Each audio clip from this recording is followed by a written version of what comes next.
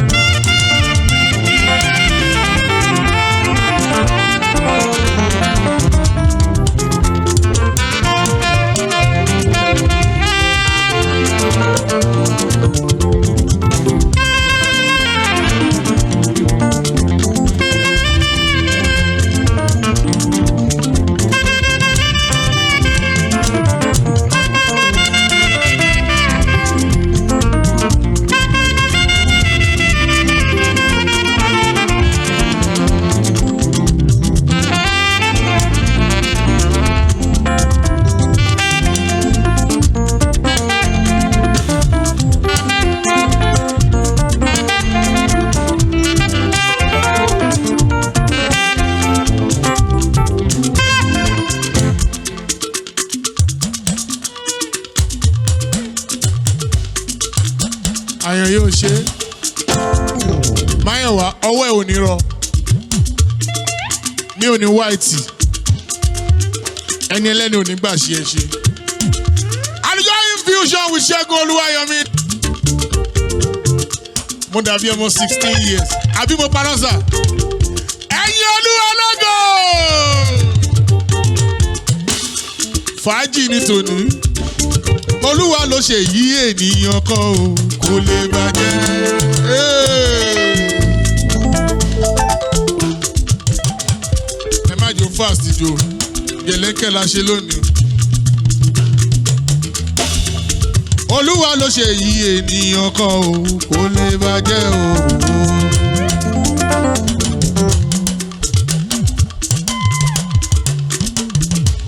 Ó ṣe. Fẹ́mi ṣó mọ kan tí àrùn yẹn sọ. Wọ́n láwa ni àwa ni. Wọ́n láwa ni àwa ni. Àwa náà kọ́ Elédùmarè wa mà ní. Ọlọ́run ọba mà ní wọ́n láwa.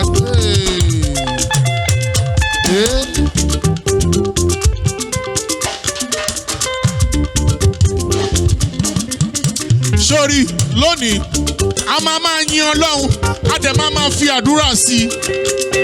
Bá a ṣe ń yìn a máa fàdúrà wọlé lábẹ́lẹ̀.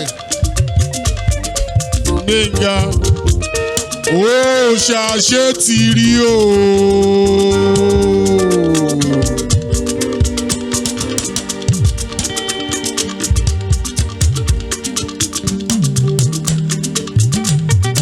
Ó ṣe. Túùlù yẹn lù kò ṣe nǹkan kan tì. Ọlọ́run ọba kò ṣe nǹkan kan tí bẹ́ẹ̀ni kò gbọ́dọ̀ ṣe tì. Ó nítorí mi bẹ̀rẹ̀ o.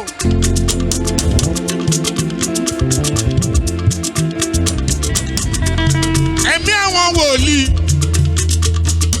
Ó ṣàṣe ti rí o. Sọ́fì.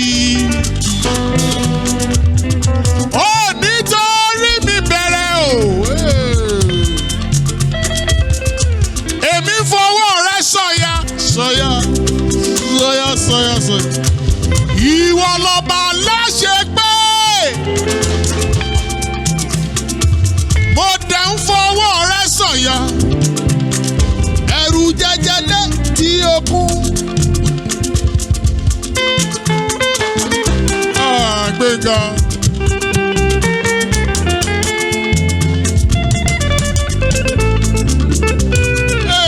Sọ́fì.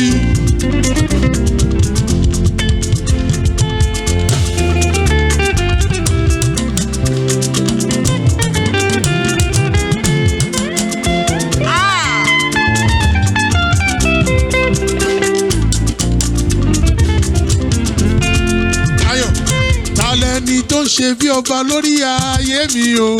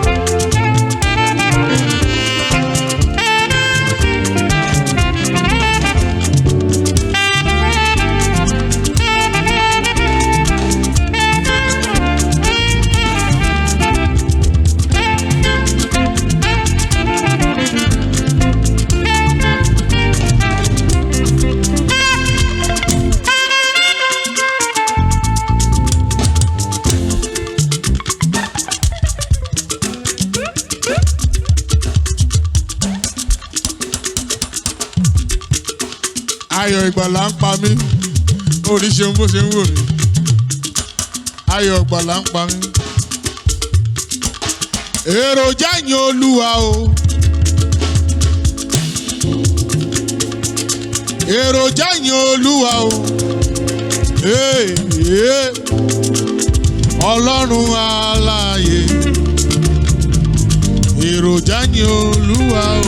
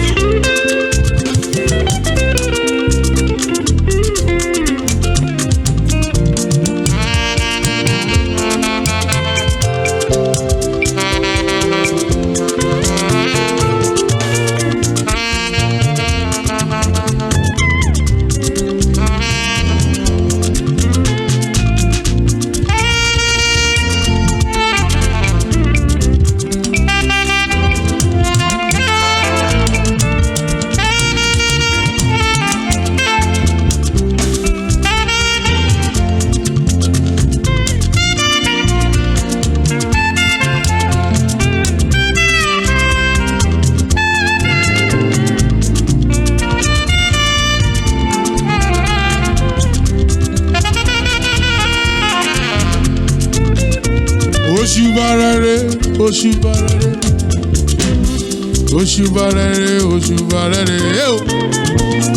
òṣùbàrẹ̀rẹ̀, òṣùbàrẹ̀rẹ̀, mo gbé ọ̀gá o. Sami Michael, God bless you. Òṣùbàrẹ̀rẹ̀, òṣùbàrẹ̀rẹ̀, òṣùbàrẹ̀rẹ̀, òṣùbàrẹ̀rẹ̀, Jésù. Òṣùbàrẹ̀rẹ̀, òṣùbàrẹ̀rẹ̀, mo gbé ọ̀gá o. Gbẹ̀ngà ṣe kínní yẹn.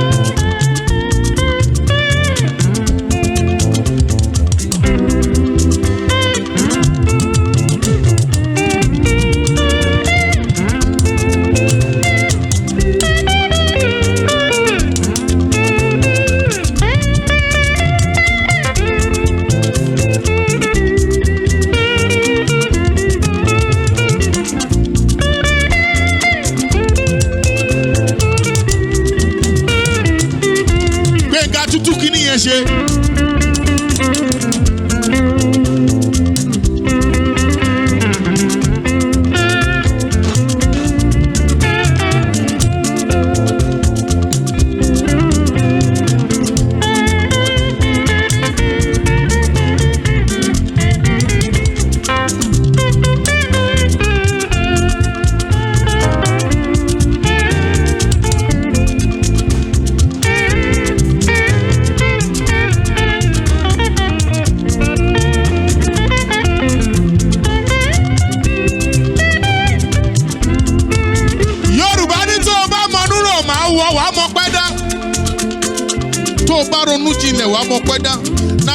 I look back at my life for the past 51 years. Mo ro ìgbà tí doctor sọ pé Ṣẹ́gun ò ní lè play saxophone mọ́. Ta ló sọ nígbà tí Ọlọ́run kò wí Lamentation 3:37. Who is he that said a thing and it cometh to pass when God has not commanded it? Doctor sọ tiẹ̀ nítorí nǹkan tó rí. Ṣùgbọ́n Ọlọ́run alààyè tó ń jẹ́ èmi ni má ṣe bẹ̀rù. Ọlọ́run tí a kò lè dá dúró tó mọ ìbẹ̀rẹ̀ láti òpin tó mọ iṣẹ́ ìránṣẹ́ tí mo ní níwájú mi. Olùwòsàn òde ọ̀run ó tú mi sílẹ̀.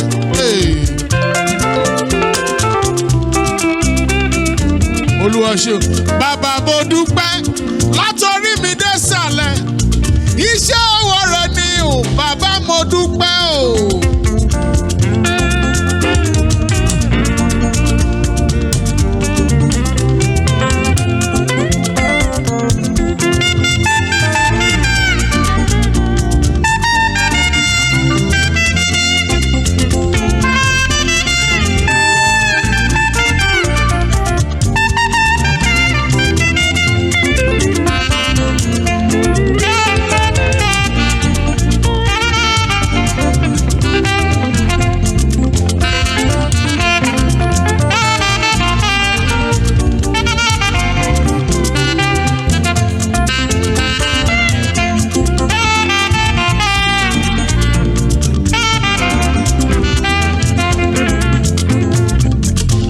Tó wà nílé tó ń gbọ́ mi dúpẹ́ láti inú orí ẹ̀dẹ́ ìkànnà ẹsẹ̀. A ní pẹ́ wo rédíò. Now thank God for everything from your head to your toe. Dúpẹ́ fún etí ẹ, dúpẹ́ fún imú ẹ, dúpẹ́ fún ojú ẹ, dúpẹ́ fún ètè ẹ, dúpẹ́ fún ahọ́n ẹ, dúpẹ́ fún eyín ẹ, dúpẹ́ fún lungs ẹ, dúpẹ́ fún àti ẹ, dúpẹ́ fún kidney ẹ, dúpẹ́ fún orókùn ẹ, dúpẹ́ fún ẹsẹ̀ ẹ, dúpẹ́ fún ọmọ ìka ọwọ́ ẹ, dúpẹ́ fún gbogbo ẹ̀yà ara tó wà ní ara ẹ tí ò daṣẹ́lẹ̀. Bàbá mo dúpẹ́ látọrí mi dé sàlẹ̀ lẹ̀. Iṣẹ́ ọwọ́ rẹ ni bàbá mo dúpẹ́ o. Bàbá mo wá dúpẹ́ látọrí mi dé sàlẹ̀. Iṣẹ́ ọwọ́ rẹ ni bàbá mo dúpẹ́.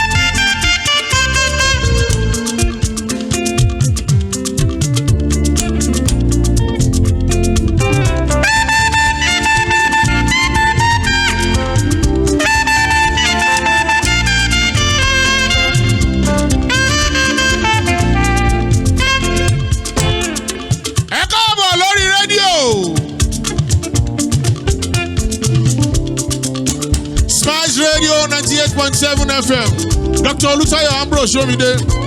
Ẹ ò lè wálẹ̀ mọ́ o. Ẹ ò ní dẹ́nilẹ̀ mọ́, kò possible. Iléeṣẹ́ yóò ní jóná.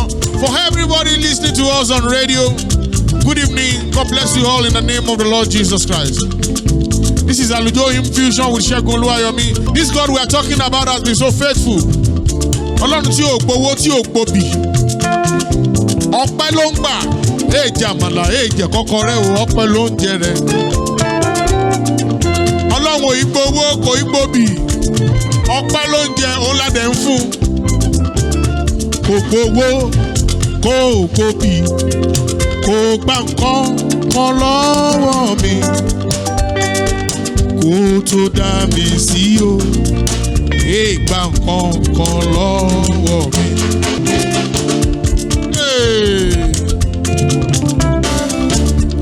Bó ṣe ń gbọ́ mi lórí rédíò yẹn máa jókòó máa yọ̀ kó máa yin ọba àwọn ọba. Gbé ọwọ́ méjèèjì sókè. Kó máa mi sọ́tún kó máa mi sósì. Kò gbowó kò gbòbì. Kò gbà nǹkan kan lọ́wọ́ mi. Kó tó dá mi sí o, èdè gba nǹkan kan lọ́wọ́ mi. Ayọ̀, ẹni àjọ ṣànádà, ó ti kú, ó ti lọ. Ẹni àjọ ṣòní o, èlé dọ̀la, ká máa rí mọ́. Ẹni àjọ ṣànádà, ó ti kú. Ó ti lọ hóhó, ẹni àjọ ṣòní o, èlé dọ̀la, ká má rí mọ́.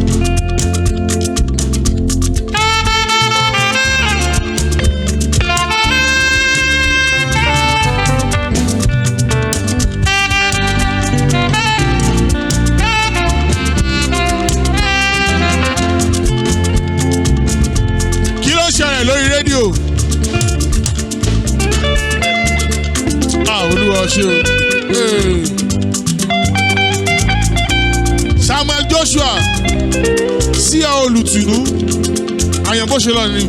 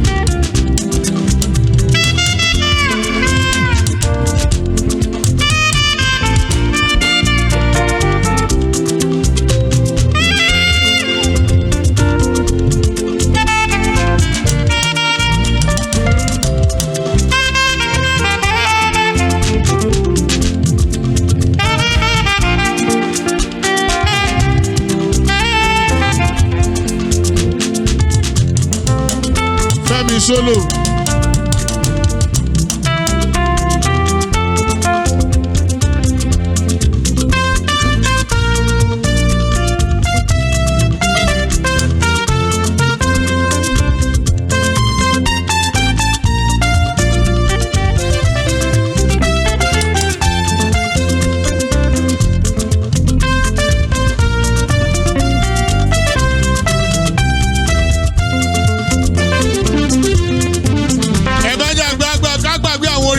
Kí ló ṣe lórí rédíò?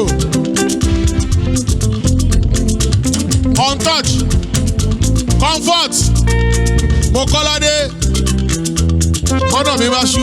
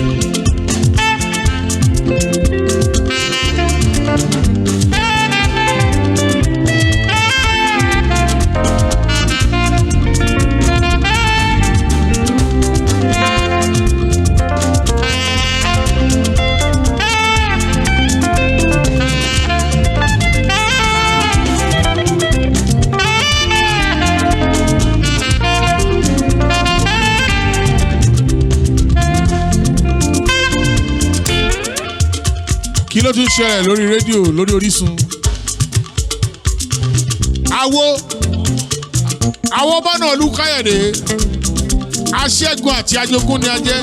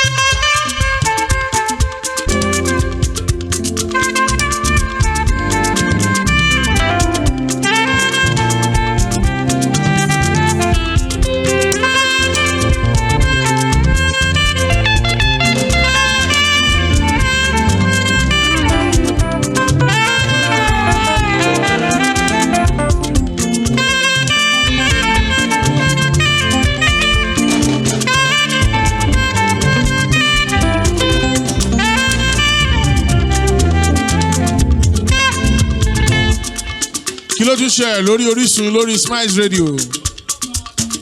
Tóbi lọ́ba Ṣèyí, Blessed Assurance.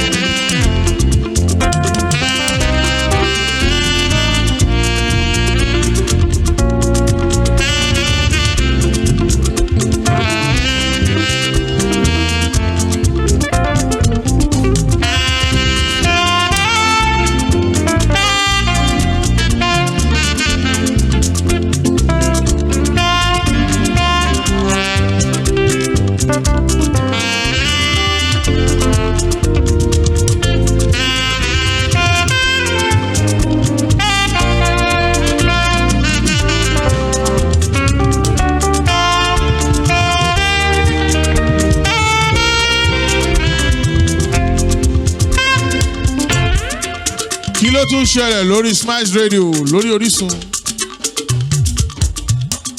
Adébọ́lá Gbọ́lágadé.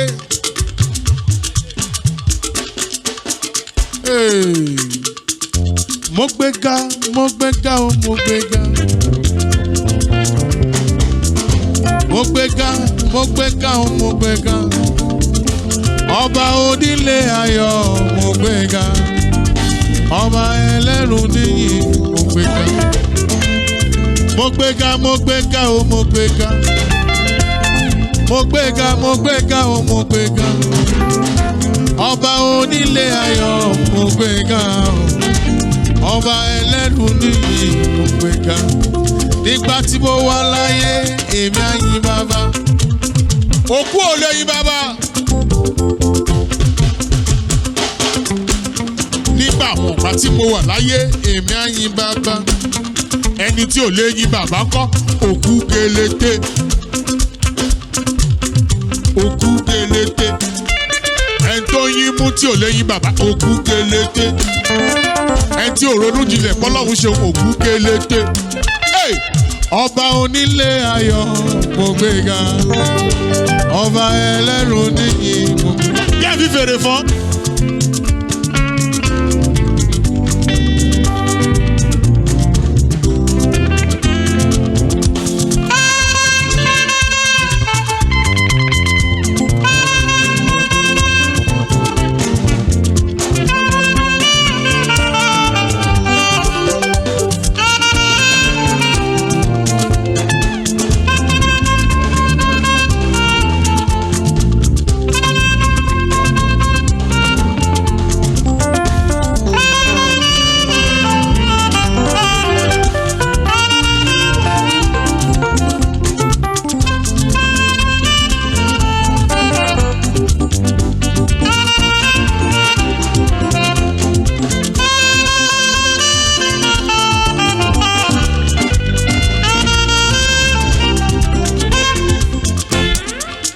Kí ló ti ṣẹlẹ̀ lórí Smiles Radio? Akínkúnmi Olúwafẹ́mi.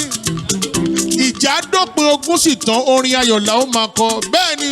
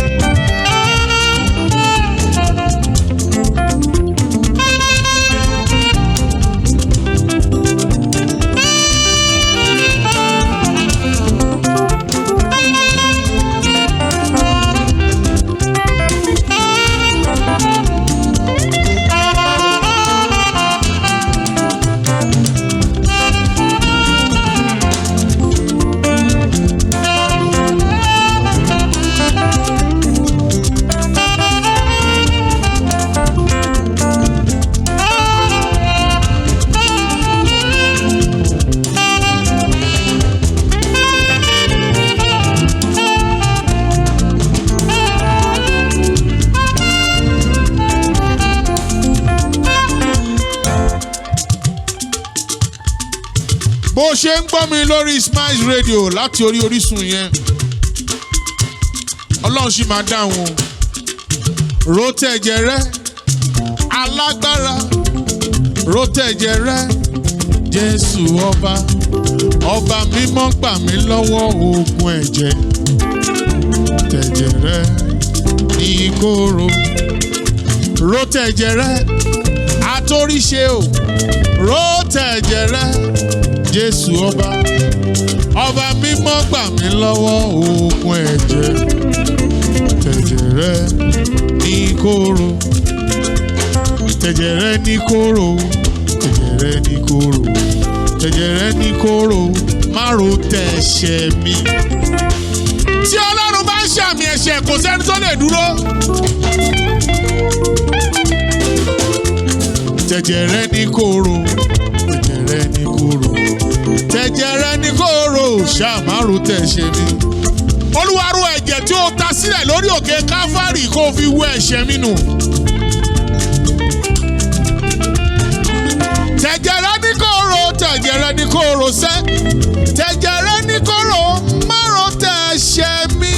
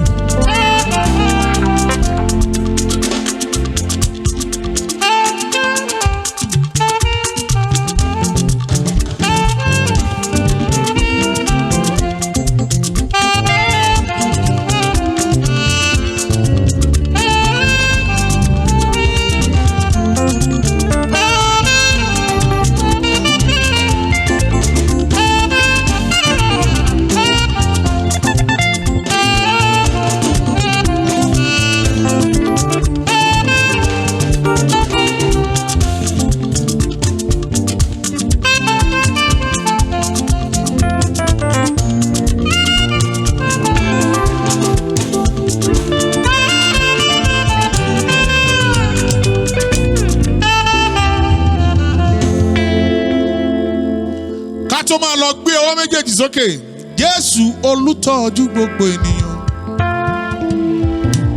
Sára rẹ̀ máa dẹ̀rẹ́. Bàbá olùtọ́jú ènìyàn hóhó.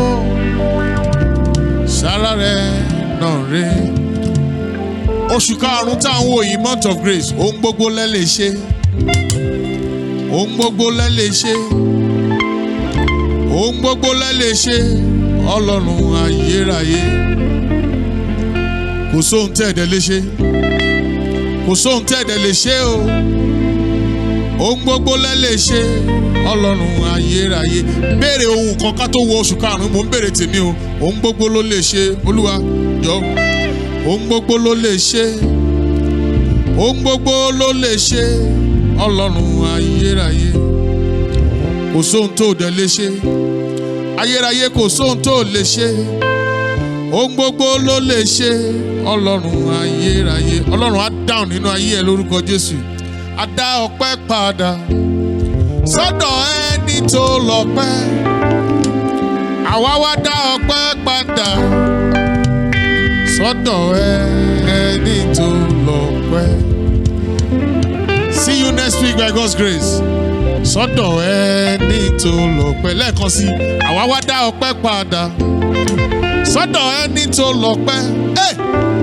Àwa wá dá ọpẹ́ padà sọ́dọ̀ ẹni tó lọ́pẹ́.